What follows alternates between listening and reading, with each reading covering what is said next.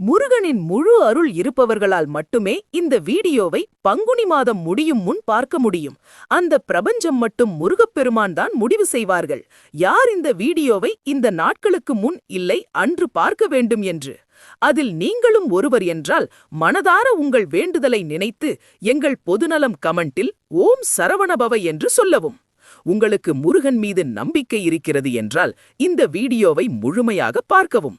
சேனலை subscribe and like செய்து கொண்டு கிட்டத்தட்ட 100 வருடங்கள் கழித்து இந்த கேட்டதை கொடுக்கும் 22 நிமிடம் இந்த பங்குனி மாதம் வருகிறது.